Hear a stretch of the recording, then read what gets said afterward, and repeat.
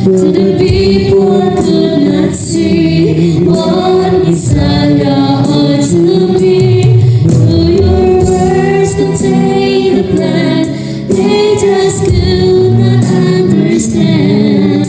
Your awesome word was done through the frailty of your Son. El Shaddai, El Shaddai, El Adonai, age to age you're still the same, by the power of thy name. El Shaddai, El Shaddai, El Adonai, I will praise you till I die. El Shaddai,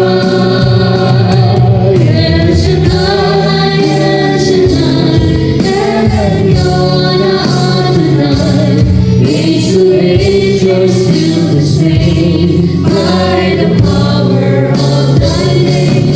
El Shaddai, El Shaddai, El Adonai, I will praise you till I die. El Shaddai.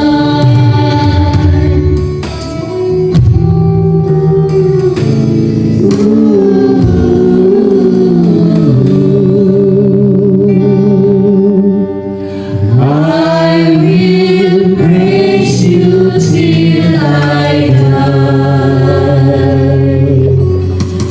El Shaddai. Sa ngalan ng Ama, ng Anak at ng Espiritu Santo. Amen. Ama naming Diyos na banal at Diyos na makapangyarihan sa lahat, Ikaw ang aming Diyos na si El Shaddai. Ikaw ang Diyos na pinakamakapangyarihan sa lahat. Sa hapong ito, Panginoon, muli kami nagpupuri at nagpapasalamat sa inyong kabutihan at katapatan sa aming buhay. Maraming salamat nga po, Panginoon, sapagkat muli sa araw na ito at sa lugar na ito, kaming mga anak mo ay muli mong dinala sa lugar na ito upang muli kami po ay maghandog sa inyo ng aming tos-pusong pasasalamat. Salamat nga po, Ama, sa buhay na ito na muli niyo pong pahiram sa amin. Salamat sa kalusugan at kalakasan ng aming pangangatawan. Salamat po sa inyong proteksyon, sa inyong gabay at patnubay. Salamat, Panginoon, sapagkat patuloy mo kaming dinudulutan ng kakaibang lakas ng pangangatawan upang patuloy po namin magampanan ang lahat ng bagay na patuloy niyo pong ibinibigay sa amin. Salamat po sa aking mga kapatid na ito, na silang lahat po ay nakarating po ng maayos at ligtas sa lugar na ito. Salamat sa mga anghel mo, El Shaddai, na sila po ang nanguna sa kanila upang sila po ay makarating po ng maayos, Panginoon, sa lugar na ito. Ama naming banal, sa pangalan po ni Jesus, pinagpapala po namin ang kabuuan ng iyong prayer meeting sa lugar na ito. Dalangin namin, Panginoon, na ngayong hapon ay muli kang mangusap sa aming puso. Ilagay mo sa aming puso, Panginoon, ang buhay mong salita ngayong hapon na mapapakinggan po namin upang ito po ang magsilbing gabay namin sa landas ng aming buhay habang kami lumalakad sa balat ng lupa. Panginoon, pagpalain niyo po lahat ng kanilang kahilingan, lahat ng kanilang susulat na kahilingan sa kapirasong papel. Alam namin, Panginoon, iniisip pa lang namin na hindi ng bagay na ito sa iyo. Ito nga po ay kinatagpo mo na at pinagkalooban ng katugunan. Dalangin po namin, Panginoon, na ngayong hapon, hawakan niyo po ng inyong kamay ang bawat parte sa aming katawan at pawiin ang lahat ng mahasakit sa aming katawan na nagpapahirap sa aming kalusugan. Alam namin, Ama, na ikaw ang aming dakilang manggagamot. At kinikilala po namin, Panginoon, sa aming buhay na sa inyo ay walang mahirap, na sa inyo ay walang imposible. Panginoon, pagpalain mo nga po ang inyong mabuting balita at muli niyo pong samahan ng inyong lingkod ngayong hapon. Gamitin mo ko, Ama, ng buong inyong karunungan, kalakasan at kapangyarihan. At sa pangalan po ni Jesus at sa habag ng Espiritu Santo, amin na pong inaangkin ang katagumpayan ng gawain mo ngayon at amin ang inaangkin ang answered prayer mo sa lahat po ng aming kahilingan. Ito ang aming dalangin sa pangalan ni Jesus, sa ngalan ng Ama, Anak, at Espiritu Santo. Amen. Pagkat ang Diyos ay pag-ibig.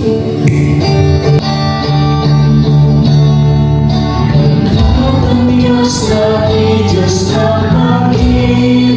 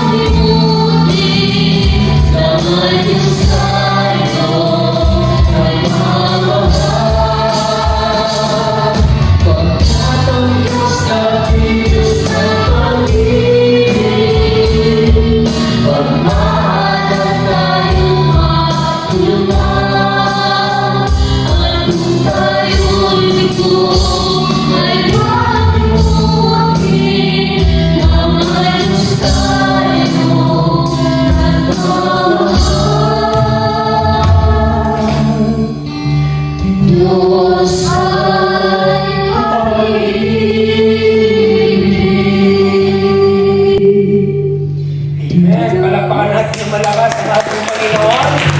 Yung palakpak na minumuli sa ating mga labi, palakpak na minumuli sa ating mga puso. Hallelujah! Praise the Lord! Glory to God! Salamat sa ating Panginoon. Brothers and sisters, araw-araw na araw na po. Tingnan natin yung ating katabi. Harapin mo yung katabi mo. Sabihin mo, sister, sister brother, sister brother, and mo, I love you. I love you.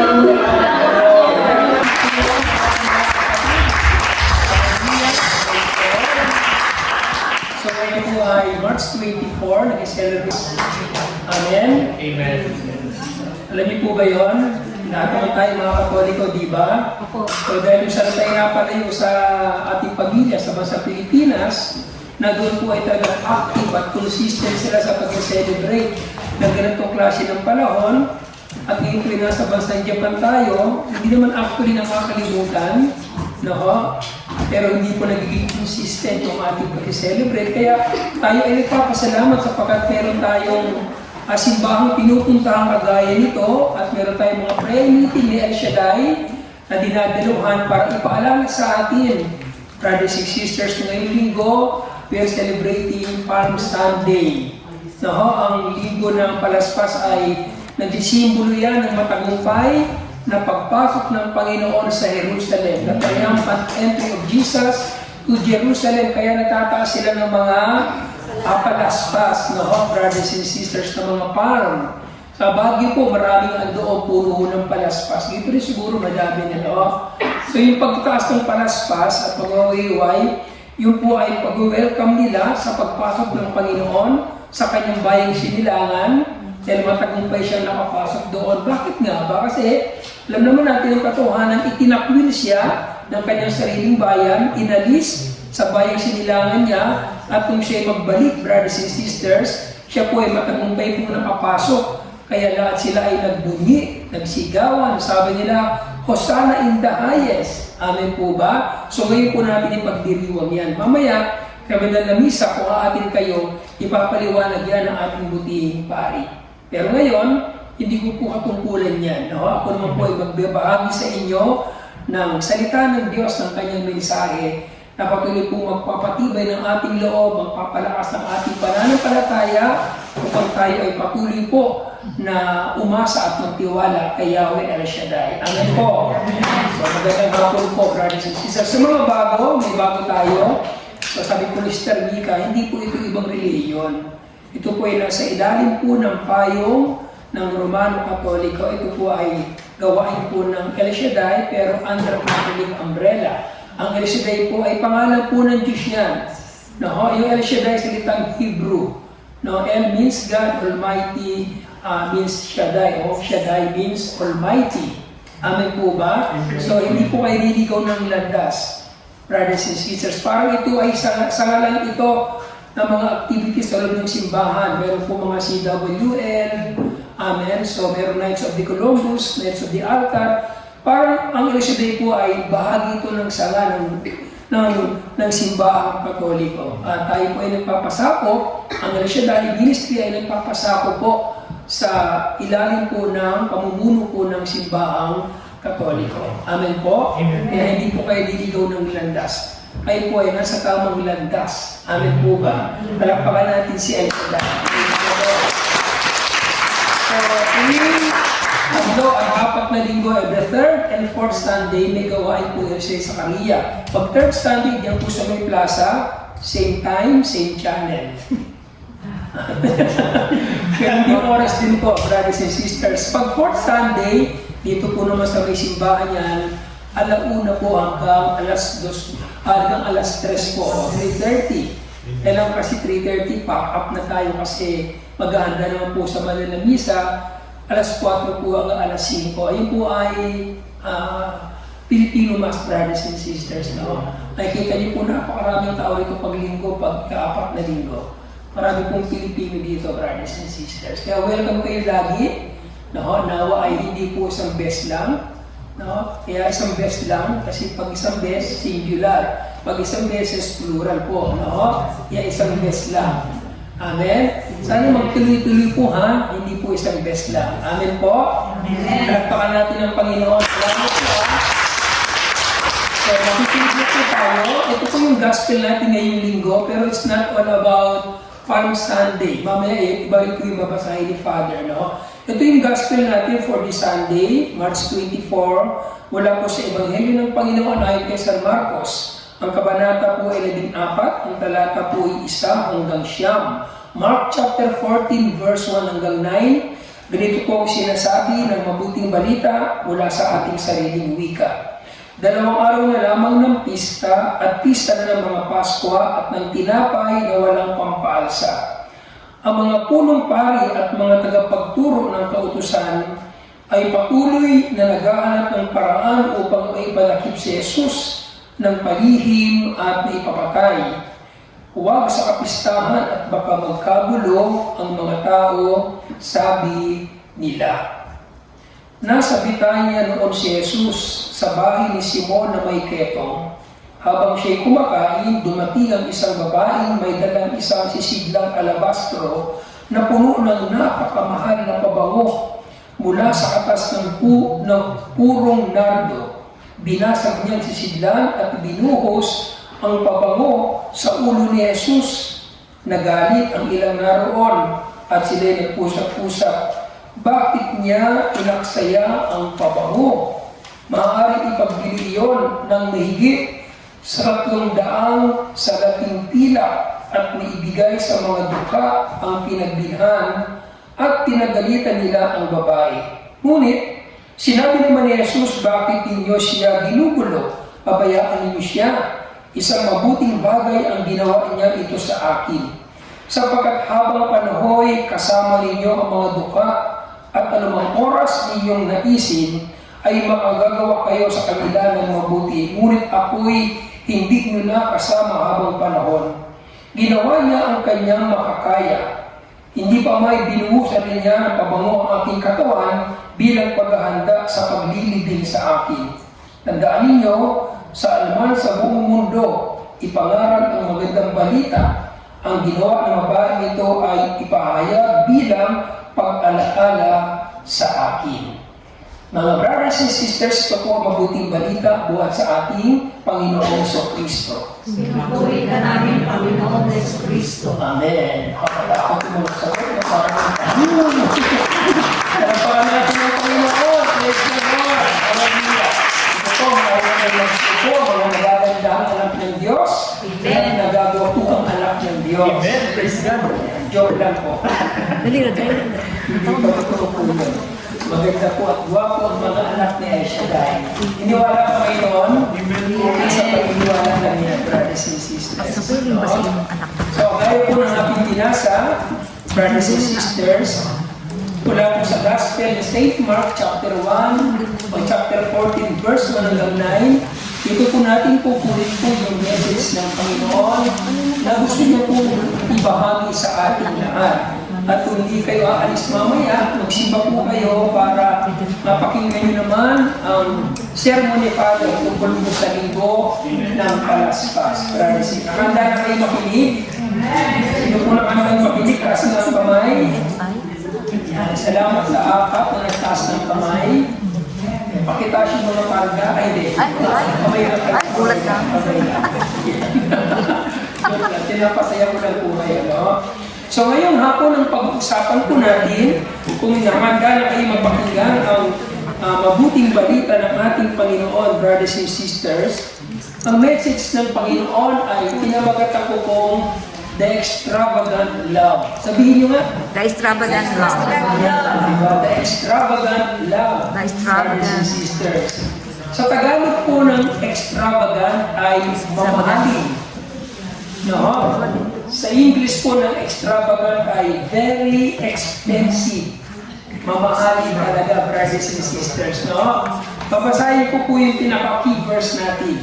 Sabi po ng Mark chapter 14, verse 5, yung binasa po natin kanina, sabi rito, may pagbibili sana iyon na higit pa sa 300 denaryo at may bibigay sa mga tuka ang pinagbilhan at sinisi nila ang babae.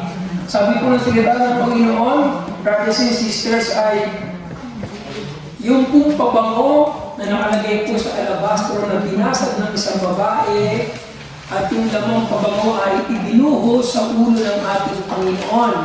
At kung makita ito ng mga naroon sa loob ng bahay ni Simon na merong ketong, sila po ay nanghinayang. No, at sinabi nila, bakit kaya ito binasag? Ang mahal-mahal pa naman ng pabango yun, brothers and sisters. Amen po ba? Now, brothers and sisters, sinabi po ng mga experts sa Biblia at sinabi din po ng aming tagapagturo sa Manila, si Bishop Bacani, yung pong 300 dinar na halaga po ng pabango, ay ito po ay katumbas ng 100 sweldo ng isang nagtatrabaho sa isang kumpanya. No? Katumbas siya ng 1 taong sweldo. Yung halaga ng pabango na iyon, mga minamahal. Kung kayo ay katrabaho ngayon sa bansang Japan, sa isang kensya, at meron kayong sweldo, halimbawa, na 15 lapad sa isang buwan, katumbas ng 1 taong sweldo ninyo, yung halaga ng pabango na binasag ng babaeng ito. So kaya, nung makita ito ng mga naroon sa loob ng bahay ni Simon Ketongin, sila po talaga ay naghinayang. Nangihinayang sila kung bakit niya ito sinayang lang. Sabi niya, sana ipinagbili niya ito. No? Bakit sila nangihinayang? Kasi nga po, ay napakamahal po ng pabagong iyon, brothers and sisters. So, dito ko po kinuha yung pamagat ng ating pag-uusapan, yung extravagant love, yung tinatawag nating very expensive na pagmamahal, brothers and sisters. Palakpakan na natin ang ating pagmamahal. Sa una, gusto ko ipaalala sa inyo na bago tayo nagpadama at nagpakita ng pagmamahal sa ating Diyos, gusto ko munang ipaalala sa inyo na siya muna, ang Diyos muna, ang unang umibig at nagmahala sa atin. Amen po ba? May kanta diba na, ikaw ang unang umibig, ikaw ang unang nagmahal, ikaw ang dahilan kung bakit ako nabubuhay, kasalanan ko ipinawi mo, maging sino man o ano man ako sa iyo, sa paningin ko'y espesyal. Siya ang unang nagmahal sa atin. Hindi tayo ang unang umibig o nagmahal sa Kanya, brothers and sisters. Ang ibig kong sabihin, ang ating amang nasa langit na si El Shaddai, siya ang unang nagpakita at nagpadama ng tinatawag nating extravagant love, ng mamahaling pag-ibig. At ang kanyang extravagant love na kanyang ipinakita at ipinadama sa atin ay walang iba kundi ang ating Panginoong Jesucristo. Amen? At ang kanyang mamahaling pag-ibig, ang kanyang extravagant love for us, ito po ay priceless. Hindi katulad po ng pabango na ibinuhos ng babae sa ulo ng Panginoon. Ito po ay merong katumbas na halaga. It was cost of 300 dinar. Pero yung pag-ibig sa atin ng Diyos, yung kanyang extravagant love sa atin, wala itong katumbas na halaga. Ito po ay priceless. Sapagkat ang kanyang extravagant love ay walang iba kundi ang ating Panginoong Jesucristo. Yes. Amen po ba? Tingnan niyo po ang minamahal. Sabi po ng John 3:16, gayon na lamang ang pag-ibig ng Diyos sa libutan kung kaya't ibinigay niya ang kanyang anak na si Jesus. Amen? Ibinigay niya ang kanyang mamahaling pag-ibig sa atin. Amen. At ang kanyang extravagant love, which is Jesus Christ, siya po ay nagkatawang tao. At kung si Jesus ay nagkatawang tao na, yung extravagant love ng kanyang Ama, walang iba kundi si Jesus na nagkatawang tao, ito po ay nakipamuhay sa atin, nakisama sa atin, upang patuloy nating maramdaman at maranasan yung masaganang pagmamahal ng Diyos sa atin. Sabi mo sa iyong katabi, mahal ka ni El Shaddai. Amen po ba? Amen. Natin ang ating Panginoon. Sige po, brothers and sisters. Anong ginawa ng ating kapatid na si Maria? No? Itong si Maria, na sinabi ng Bible sa binasa natin, Ito po ay kapatid po ni Martha. Kaya niyo po si Martha? Lagi niyo napapakinggan sa mga preacher dito. Si Mary ay kapatid ni Martha. Meron silang kapatid na lalaki na ang pangalan po ay Lazaro. Sila po ay nakatira sa bayan po ng Bethania. Itong binasa natin ay nangyari ito sa bayan po ng Bethany o ng Bethania. Amen po ba? So, pagpasok ng Panginoon sa isang bahay na ang may-ari ng bahay po ay si Simon na may ketong, mga minamahal, no? Welcome siya doon at pagkatapos sabi po ng Biblia, pagpasok ng Panginoon sa bahay po ni Simon, mga minamahal, ay meron isang pumasok na babae na may dalang mamahaling pabango. Nakalagay sa jar, sa alabastro. Alabastro sa English ay jar. At anong ginawa ng babae nito? Binasag niya ang jar. At yung lamang mamahaling pabango ay kanyang ibinuhos sa ulo ng Panginoon at ang ipinampuna sa kanyang paa ay ang mahabang buhok ng babaeng ito, brothers and sisters. Tingnan niyo po mga minamahal. Dahil gustong ipakita ng babaeng ito yung kanyang extravagant love kay Jesus habang si Jesus po ay buhay pa, ang ginawa ng babaeng ito, mga minamahal, yung kanyang pinakaingat-ingatang mamahaling pabango na nakalagay sa jar ay kanyang binasag at kanyang ipinahid at ibinuhos sa ulo ng ating Panginoon. Ginawa ito ng babae sapagkat noong mga panahon yon ay makakasama niya pa ang Panginoon. Karinig po ninyo? Ginawa ito ng babae sapagkat makakasama niya pa ang Panginoon. Tayo mga Pilipino, no offense man sa aking sasabihin, minsan kasi, kapag meron tayong kamag-anak na namatay na, talagang binubuhos natin ang luha natin. At minsan nangihinayang tayo, bakit ikaw pang namatay, kuya? Ang bait-bait mo pa naman. Talagang nagwawala ka sa harapan ng kabaong. Amen? At ang pinakamahal na bulaklak, bili mo. Ilalagay mo sa harapan ng kabaong. Alam niyo po ba, hindi niya na yung mararamdaman. Lahat ng sasabihin mo, buti para sa kanya, hindi niya na mapapakinggan yun. Bakit? Kasi, patay na. Amen po ba? Minsan, mga minamahal, yung ginagawa natin, parang huli na ang lahat.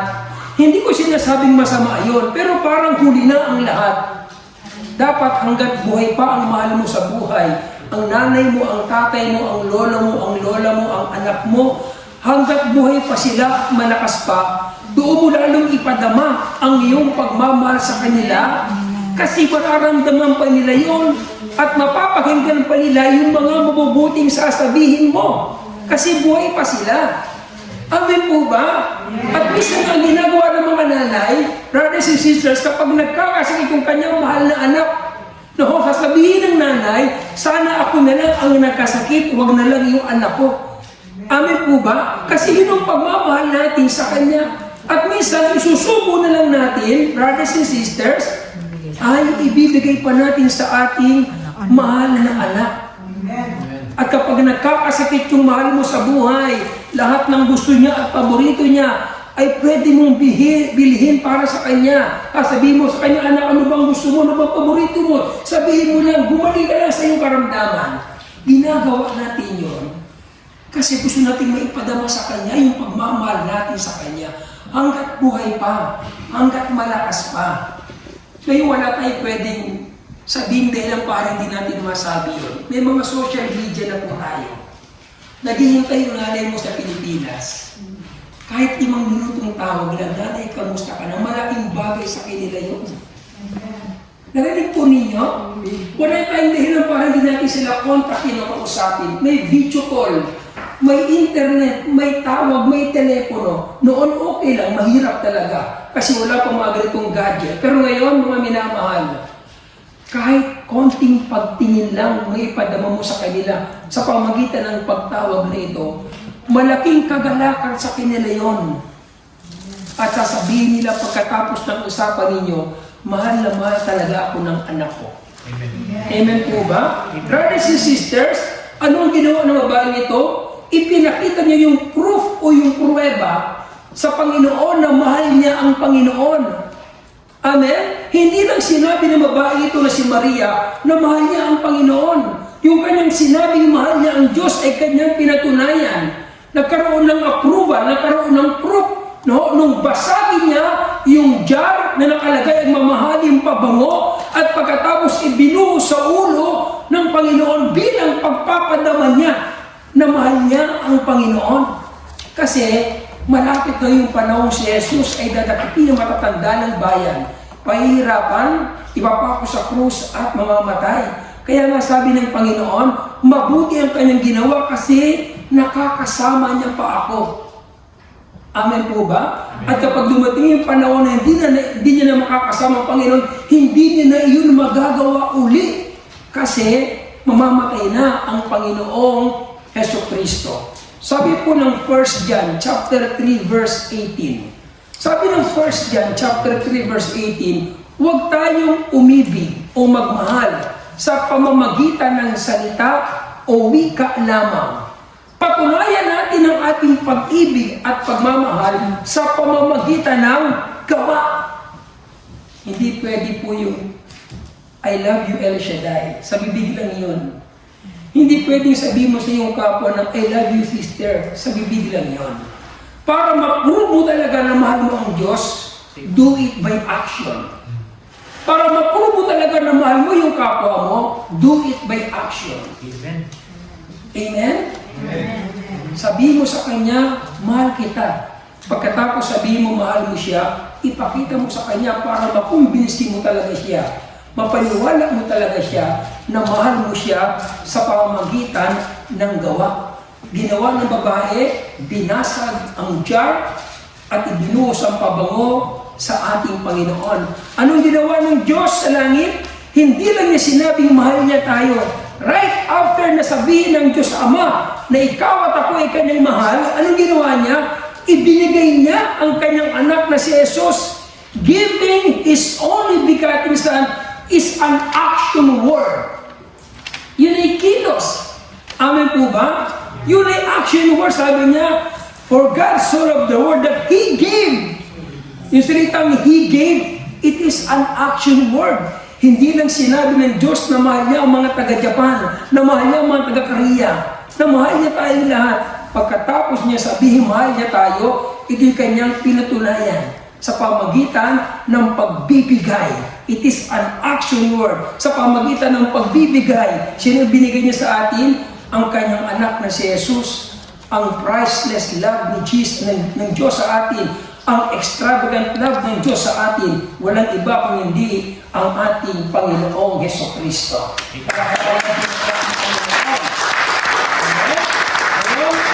Brothers and sisters, dito po sa Gospel ng St. Mark, chapter 14, verse 1 hanggang verse 9, na binasa natin kanina, mapapansin natin dito yung tatlong consequence, no? The three consequences of Mary's extravagant love to Jesus. Sa Tagalog, sa Ebanghelyo binasa natin, sa San Marcos Kabanata 14, talatang 1 hanggang 9, mapapansin natin dito, no, yung tatlong resulta na ginawa ni Mary para kay Jesus bilang kanyang extravagant love. So meron pong consequences na makikita natin dito, brothers and sisters, pagkatapos na ipakita ni Mary yung kanyang extravagant love to Jesus, yung kanyang mamahaling pag-ibig kay Jesus. Amen po ba? Una, brothers and sisters, sabi ng Biblia, the first consequences of Mary's extravagant love to Jesus is the house was filled with beautiful fragrance. No? The house was filled with beautiful fragrance. Yung kabuuan ng bahay ni Simon na may ketong ay napuno ng nagkahalimuyak na amoy. Amen po ba? Sapagkat mamahalin po yung pabango. Inaasahan natin na kapag ito ay in-spray mo, ito ay ginamit mo, talagang i-expect natin na magkakaroon ng fragrance ng amoy, mabangong amoy sa loob ng isang bahay. Amen po ba? At ano sabi ng salita ng Panginoon? Sabi po ng verse 3 ng Mark chapter 14, nasa Betania noon si Jesus at sa bahay ni Simon na may Petro, habang siya'y kumakain, dumating ang isang babaeng may dalang isang hisidlang alabastro na puno ng napakamamahal na bango mula sa katas ng puro nardo. Binasag niya ang hisidlang at ibinuhos sa pabango ng ulo ng ating Panginoong Jesucristo. Brothers and sisters, sa verse 3 ng Mark chapter 14, hindi binanggit dito yung beautiful fragrance. Pero sa Synoptic Gospel, pag sinabing Synoptic Gospel, yung kalintulad ng Ebanghelyo sa ibang Gospel.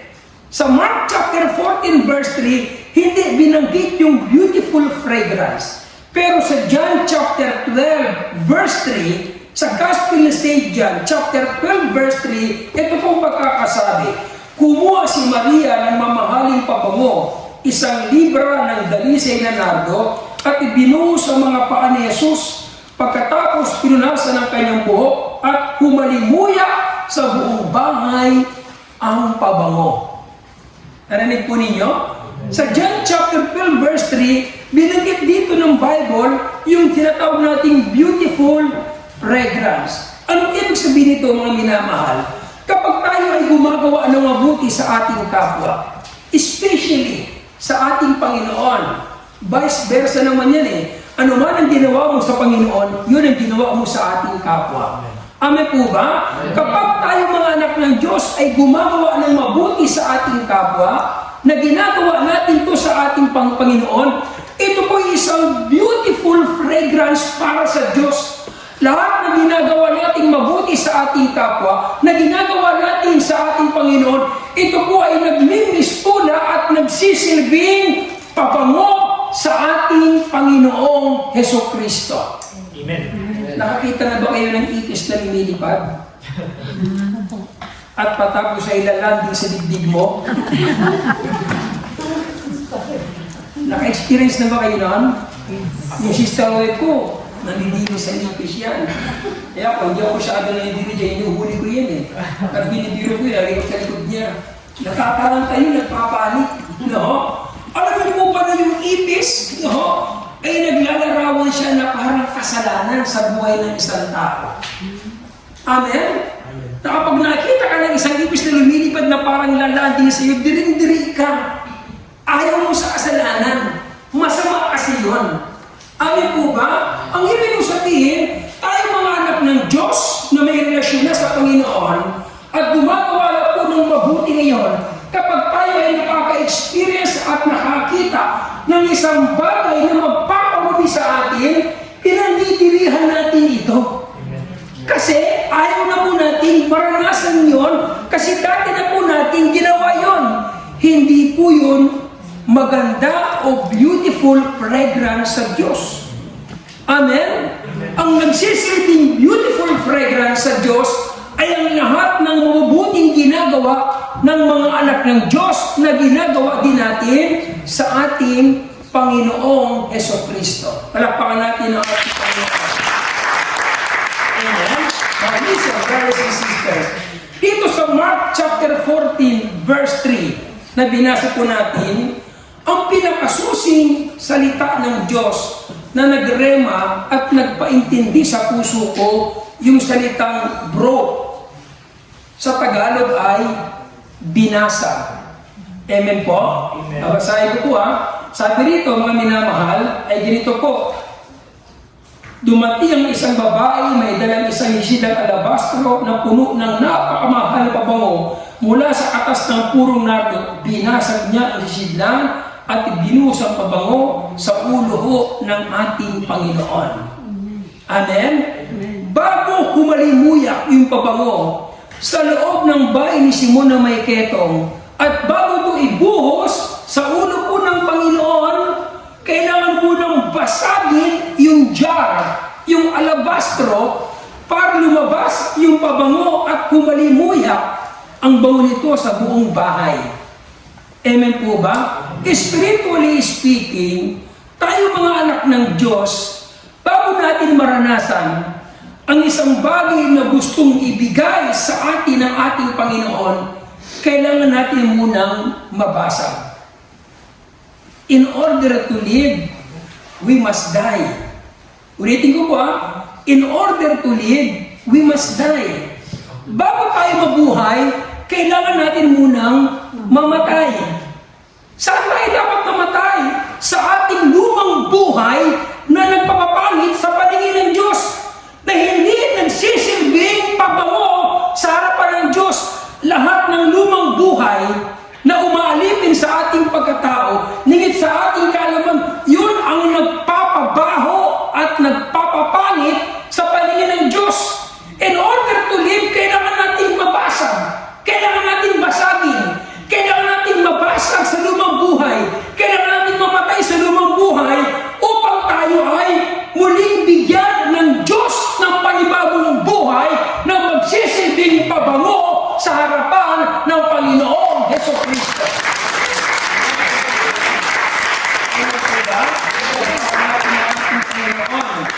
God wants us to be broke before He made us whole. Gusto ng Diyos na tayo muna ay mabasag. Nung tayo ay wala pa kay El Shaddai, brothers and sisters, basag na basag tayo noon sa harapan ng Diyos. Amen? Kasi yung ginagawa natin ay taliwas at nagpapapangit sa paningin ng ating Panginoon. Kaya nga sabi ni Pablo 2 Corinthians chapter 5 verse 17, nakalagay doon, if anyone is in Christ, he is a new creature. The old has gone and the new has come. Amen po ba? Sabi sa Tagalog, kaya ang sino mang nakipag-isa kay Kristo ay isa ng bagong nilalang. Wala na ang dati niyang pagkatao, siya ay bago na. Para tayo ay makaranas ng bagong buhay, we need to be broke first. Amen? At ano ang dapat mabasag na sa atin? Yung ating old life. Amen? Ito po totoo mga minamahal. Sa ating sarili, hindi natin kayang basagin yung ating old life. At kailangan natin ng isang taong sasaklolo, tutulong sa atin para mabasag ito. At walang iba kung hindi ang ating Panginoong Jesucristo. At anong gagawin ko, Brad, para mabasag ako sa lumang buhay? Kailangan natin magpag-isa. Sabi ng 2 Corinthians 5:17, if anyone is in Christ, kaya ang sino mang makipag-isa. Kapag sinabing if sa Bible, it is a requirements from God. Nire-require tayo ng Biblia na makipag-isa kay Kristo. Amen? Magdidesisyon ka na ikaw ay makikipag-isa kay Kristo. Amen? Upang ano? Upang hindi mo kaya, ay gagawin sa iyo ng Panginoong Jesucristo. If anyone is in Christ, he is a new creature. The old has gone. Amen po ba? Wala na yung dati mong buhay. Ikaw ay binibigyan na ho ng Diyos ng panibagong buhay. We must die first before we live. In order to live, kailangan natin mamatay. And that is our old life. Kailangan patayin yun. Amen po ba? At yun ay gagawin ng ating Panginoong Jesucristo na literally papatayin ka niya. Kapag nakikinig ka ng salita ng Panginoon, hindi mo alam, brothers and sisters, unti-unti kang dinudurog at binabasag ng salita ng Diyos doon sa mga bagay na nagpapapangit sa kanyang paningin. And that is our old life.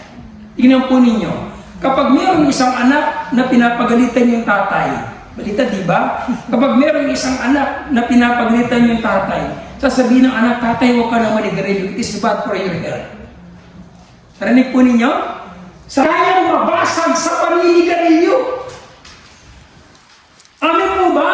Amen. Na imbis na mabasag siya sa kanyang paninigarilyo, sa kanyang old life, na alipin ang bisyo ng sigarilyo, ipinagtatanggol niya pa yung mali niyang ginagawa. Pinapatronize niya yung mali niyang ginagawa. Ibig na bitawan ng sigarilyo kasi masama sa kalusugan, sinasabi niya pa, ito na nga lang ang bisyo ko, aalisin mo pa.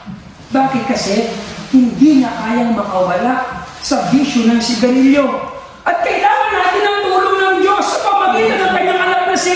Amen? At anong gagawin ko, Brad? Makikipag-isa ka kay Kristo, sabi niya. Kaya, ang sinong makipag-isa? Yung word na if sa Tagalog, kaya requirement siya ng Diyos sa iyo.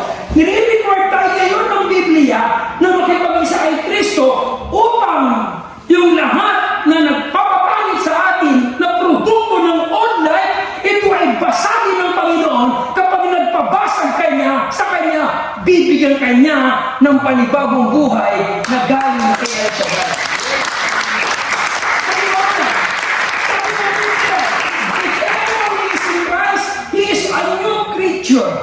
Amen? Kapag nakipagkasundo ka sa Kanya, kapag tinanggap mo siya, babasagin kanya sa old life at bibigyan kanya ng panibagong buhay.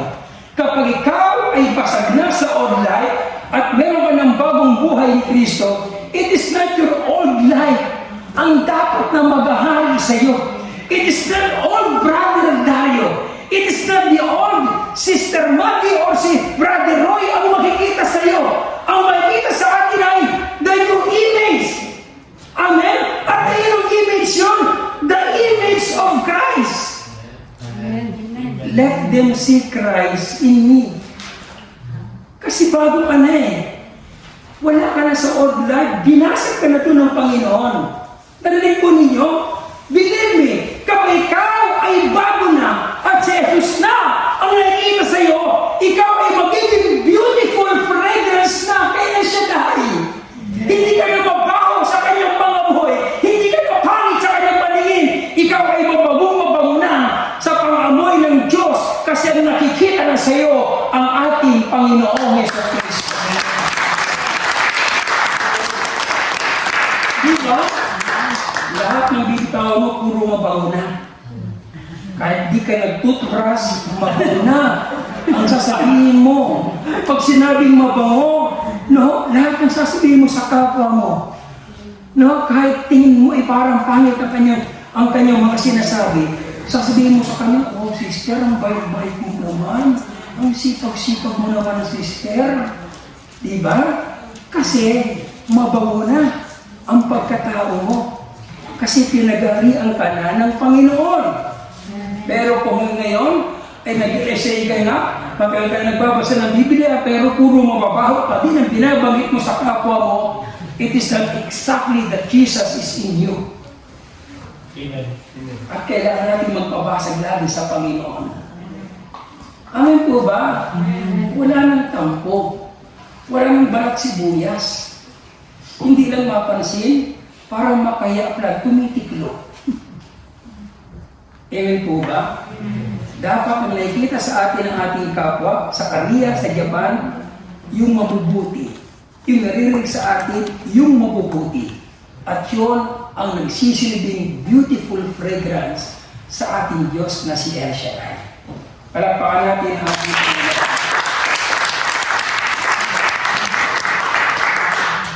Pangalawa, brothers and sisters, una, no, the house was filled with beautiful fragrance. Yung buong kabahayan ni Simon na may ketong ay napuno ng umahalimuyak na pabango. Amen po ba? Ikaw ang tinutukoy na bahay ng Diyos.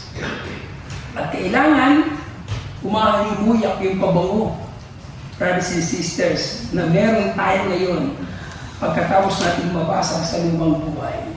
Amen po ba? Amen. Pangalawa, brothers and sisters, the second consequences of Mary's extravagant love to Jesus is Mary was criticized. Ito yung pangalawang resulta, no, na tinanggap ni Maria na kapatid po ni Martha pagkatapos niyang gumawa ng mabuti. At yung mabuting ginawa niya, binuhusan ng pabango si Jesus. Sinabi ng Panginoon, hayaan niyong gawin ang mabuting bagay na ito. Habang ginagawa ito ni Maria, yung mabuting bagay, ito naging resulta. Siya ay criticized. Ang tao sa balat ng lupa walang mapuntahan. Kapag gumawa ka ng masama, sinisisi ka, idinidiin ka. Pag gumawa ka naman ng mabuti, ang ginagawa sa iyo. Sinasabihan ka ng masama. Sip-sip yan. Kaya gumagawa ng mabuti yan. Nagpapa-impress yan. Walang mapuntahan ng tao. Amen po ba? Ito gusto kong sabihin sa inyo. Kung tiyak mo sa iyong sarili, kung alam mo sa iyong sarili na tama at mabuti ang ginagawa mo, hindi ka dapat maapektuhan. Narinig po ninyo? Dito sa balat ng lupa, wala tayong pwedeng i-please. Nobody and no one can please. Ganun talaga eh. Ganyan yung takbo ng isip ng tao yan. Kapag gumawa ka ng masama, ididiin ka. Masama ka talaga.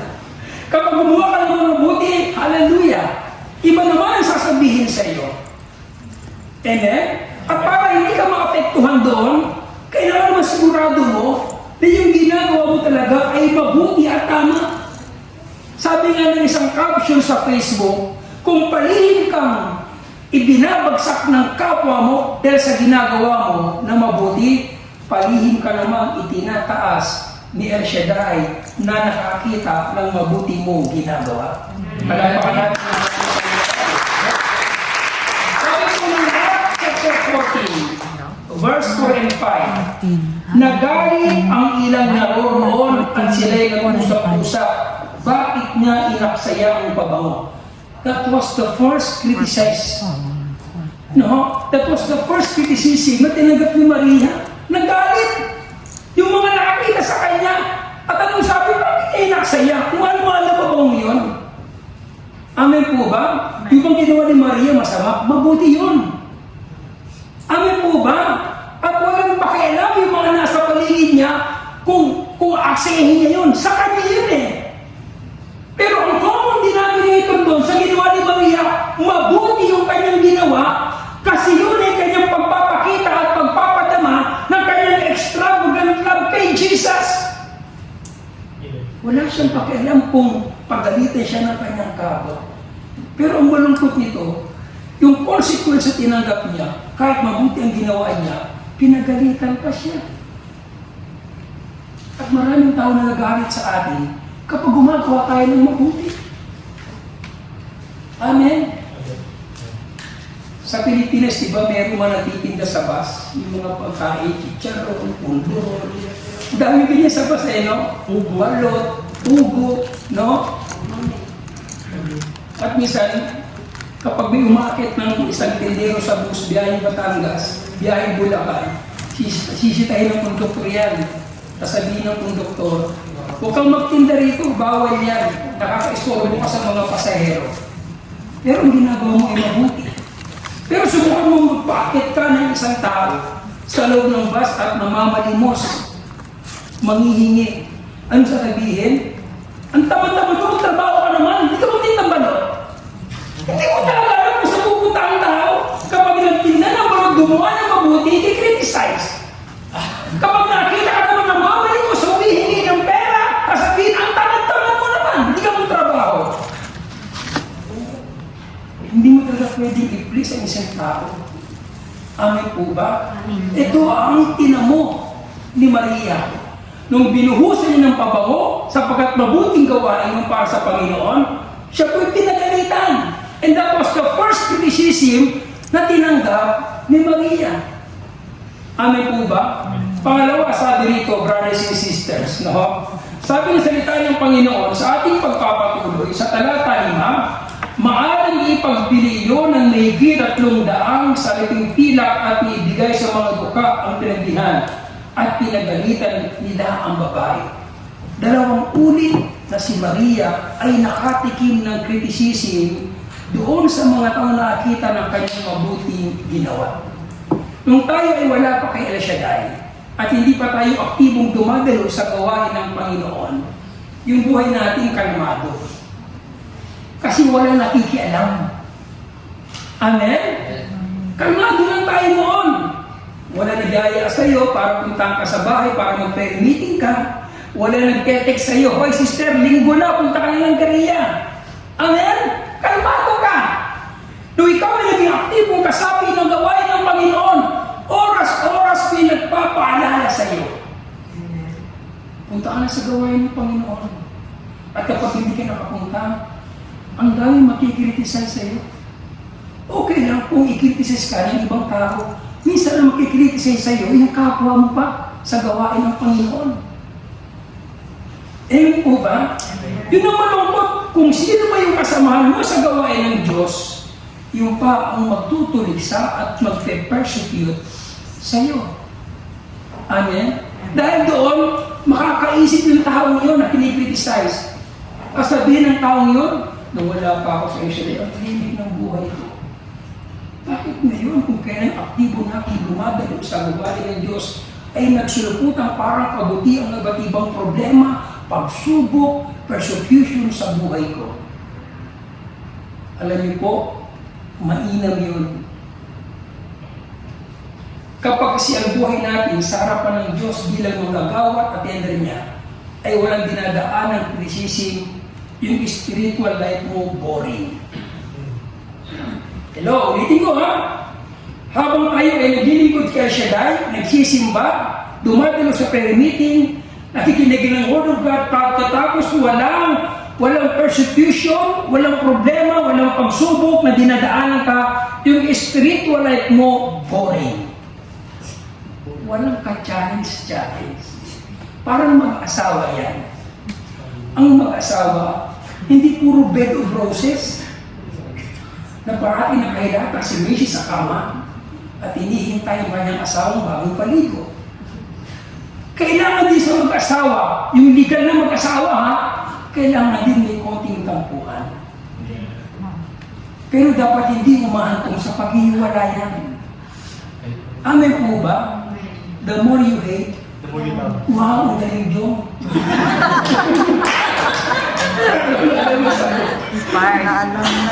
The more you hate, the more you love. At the more you hate, the more you love.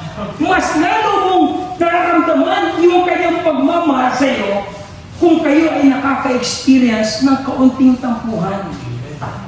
Ganyan din sa gawain ng Diyos.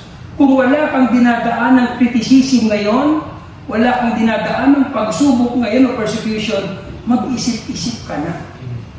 Baka hindi ka pa nakaugnay kay Kristo. Eh bakit ko sinabi ang Brad? Ang Panginoon nga, sandamakmak ang persecution, suffering, paghihirap, ang pinagdaanan. Alang-alang sa ating lahat. Hindi ba? Tinuligsa siya. Pinatawag niya siyang prinsipe ng kadiliman. Hindi ba? Pinaratangan siya na hindi tama ang kanyang mga sinasabi. Amen? At dahil doon pinadakip siya, matatandaan ng bayan, pinahirapan. Tinalakan ng simon sa tagiliran, itinapos sa krus at namatay. Lahat yun ay tinanggap ng Diyos kasi bahagi yun ng kalooban ng Diyos para sa Kanya, alang-alang sa pakinabang natin lahat. Kung si Jesus dumaan doon, tayo pa kaya hindi dumadaan doon? Kasabihan ng mundo, ang taong namumunga ng sagana, binabato para malaglag ang bunga. Amen? Kapag binabato ka ngayon ng persecution, kapag nakakaras ka ng pagbabato ng criticism, matuwa ka na kasi nakikita sa iyo ang Panginoong Jesucristo. Brothers and sisters, sabi ng 2 Timothy chapter 3 verse 12. Ito maganda ito. Sabi ng 2 Timothy chapter 3 verse 12, ang nagnanais na mamuhay bilang matuwid na tagasunod ni Kristo ay daranas ng pag-uusap. Ulitin ko ang nagnanais ng matuwid na buhay bilang tagasunod ni El Shaddai ay daranas ng pag-uusap. Walang exemption dyan. Lahat tayo na nangangarap at naghahangad na magkaroon ng righteous living, righteous life bilang tagasunod ni El Shaddai, dadaan talaga tayo sa pag-uusig. Kasi doon niya tayo hahasain. Hindi puro praise the Lord, hindi puro thank you Lord.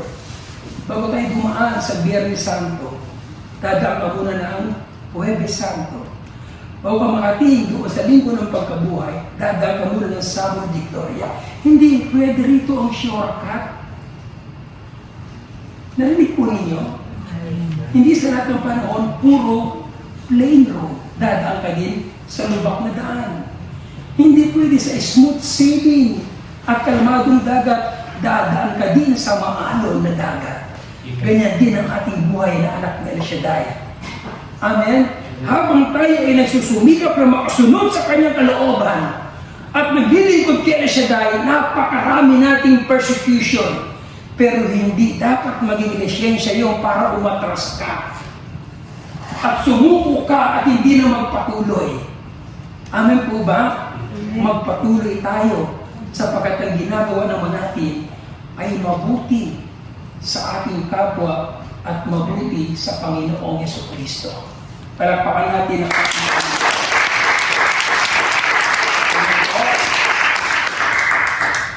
Marami tayo matapos. Pangatlo, brothers and sisters, tatlo naman po ito. Una, the house was filled with beautiful fragrance. Kailan nangyari yun? Nung mabasag yung jar. Nung tayo ay mabasag sa old life at pumasok ng new life, we become a beautiful fragrance to El Shaddai. Amen po ba? Alam ko naman maratalino kayo eh. Pangalawa, mga minamahal, Mary was criticized. Amen po ba? Habang gumagawa tayo ng mabuti bilang tagasunod ng Panginoon, bilang supporter ng El Shaddai, ang dami talaga natin kritisisi na dadaanan. Walang exempted dyan. Lahat tayo dadaan dyan. Pero kung malungkot, matuwa ka kasi nakikita sa iyo ay ang Panginoong Jesucristo. And finally, pangatlo, brothers and sisters, Mary commended by Jesus. Wow! Ito na po yung magandang nangyari kay Maria. Pagkatapos yung gumawa ng mabuti, no? Sabi ng salita ng Panginoon, Mary commended by Jesus. Tagalog ay, si Maria ay pinuri ni Jesus. Hindi siya pinuri ng ibang tao. Ang nag-commend sa kanya, ang pumuri sa kanya, ay mismo si Jesus. Narinig po ninyo? Masarap na makakatanggap tayo ng commendation, hindi sa ating kapwa. Alam niyo kung bakit? Lalaki yung butas sa ilong. Lalaki yung ulo natin. Baka hindi na magkasya yung t-shirt, hindi mo na maisuot. Ang laki na kasi ng ulo mo. Bakit? Parati kang pinupuri na ang galing-galing mo naman, Brother Dario. Ang galing-galing mo naman, Brother John. Ikaw naman, bilib na bilib ka sa sarili mo. Hindi lahat ng palakpak ng tao ay makapaghahatid sa atin sa karangalan ng Diyos. Malamang yung pang-ikabagsak natin. Alam niyo kung bakit? Kasi inaagaw natin yung papuri ay dapat sa Diyos. Amen. Amen po ba? Amen nyo Mary commended by Jesus. Sabi po ng Mark chapter 14 verse 6, ngunit sinabi naman ni Jesus, ito yung kanyang commendation, bakit ninyo siya ginugulo? Pabayaan niyo siya. Isang mabuting bagay ang ginawa niya ito sa akin. Mary was commended by Jesus. Bakit siya pinuri ni Jesus? Kasi yung ginagawa ni Maria, hindi pag-aaksaya. Yung ginawa niya kay Maria ay bilang pagpapasaya sa ating Panginoong Jesucristo. Kung lahat ng ginagawa natin dito, every Sunday magsisimba ka, ang layo ng pinagaling mo, magdedensya ka pa, magnanurikay ka pa, magtataksi ka pa, may gasolina ka pa. Kung iniisip mo yan ay pag-aaksaya, nag-aaksaya ka na. At wala tayong biyaya, commendation, blessing na matatanggap sa Diyos. Pero kung ang ginagawa natin every Sunday, sa gawain nito kahit malayo ang pinanggalingan mo, mga minamahal, ay para sa Panginoon. Gusto kong sabihin sa inyo, hindi yan pag-aaksaya. Yan ay pagbibigay mo ng parangal sa Diyos. At ang lahat ng gumagawa niyan para sa Diyos ay papalitan niya ng siksik, liglig at umaapaw na biyaya ang ibibigay sa iyo. Amen. Maaaring hindi siya salapi ang kapalit, pero yung proteksyon ng pamilya mo, hindi nagkakasakit. Amen. Maaaring hindi sa promotion sa trabaho mo, hindi dagdag sweldo. Pero ikaw naman ay walang sakit ngayon. Gumigising na may buhay, kumakain ng 3 times a day, may merienda pa sa gabi. Wow. Amen po ba? Dahil ang ginagawa natin ito, hindi pag-aaksaya, kundi bilang pagpapasaya natin sa Panginoon. Kapag napangiti mo ang Diyos, kapag napasaya mo ang Diyos, kapag mabuti ang ginagawa mo sa Kanya at sa iyong kapwa, hindi ka pa humihingi sa Diyos answered prayer. Amen? Glory siya ni Jesus. She has done good work, sabi ng Biblia. If we done a good work, Jesus will commend us. If we commend us because of our doing good, God will bless us. Amen po ba? Ang tingin ng mga tao sa paligid ni Maria, inaksaya niya yung mamahaling pabango. Pero kay Jesus, hindi ito pag-aaksaya.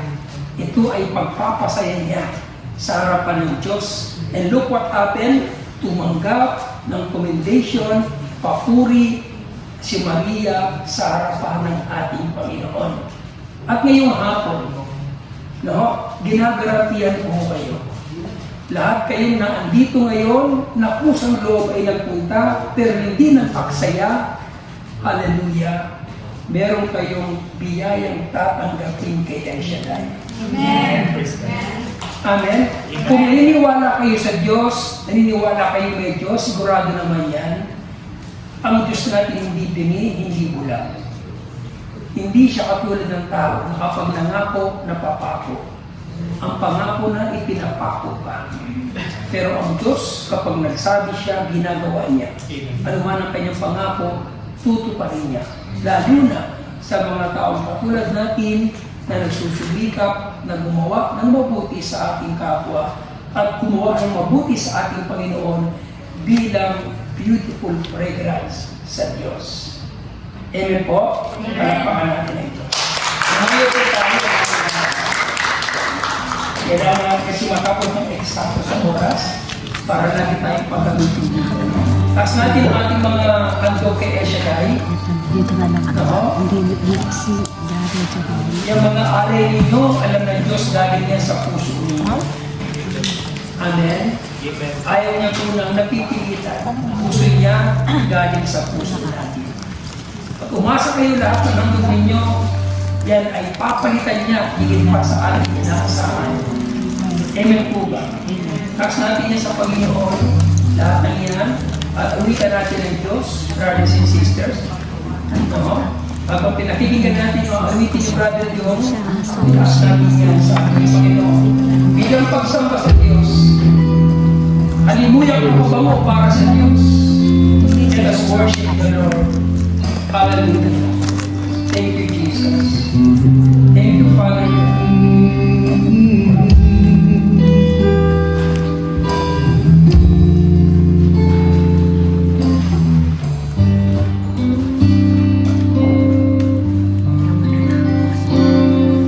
Aking buhay ay binakot ng Panginoon.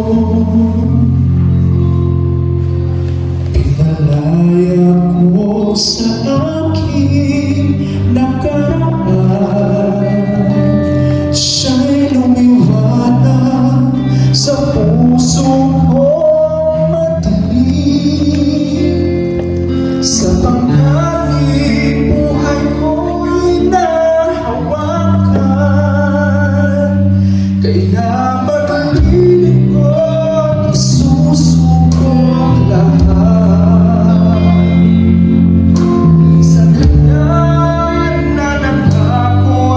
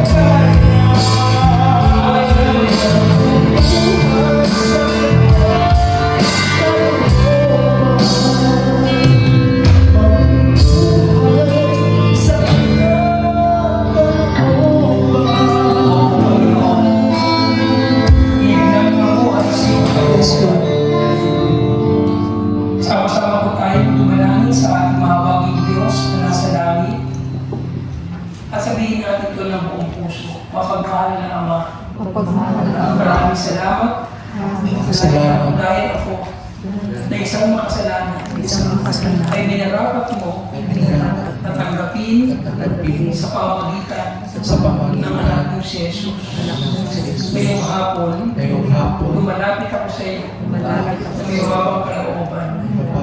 At patawarin mo po ako sa lahat kong kasalanan sa nagawa ko sa iyo at nagawa ko sa aking kapwa.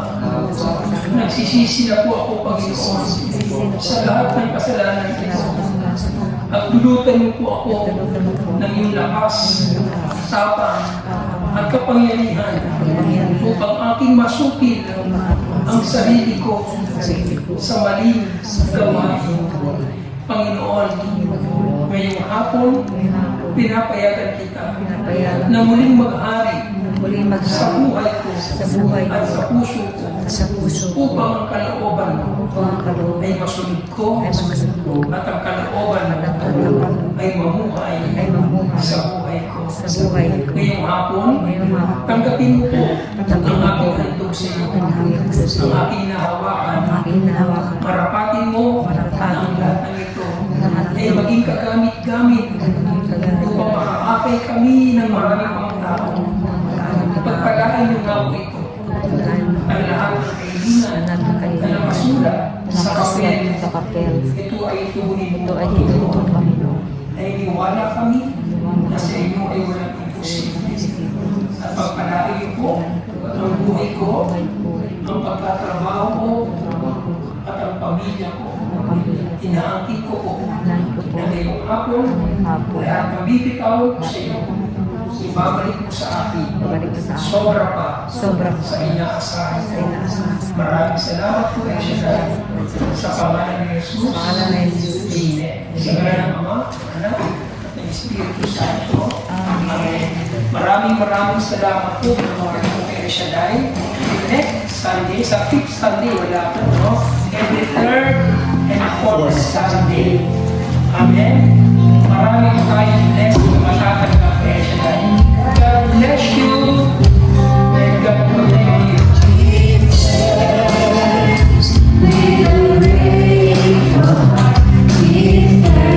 To the Holy One, give thanks, because He's given Jesus Christ, His Son. Give thanks with a grateful heart. Give thanks to the Holy One. Give thanks because He's given Jesus Christ, His Son. Let the weak say, I am strong. Let the poor say,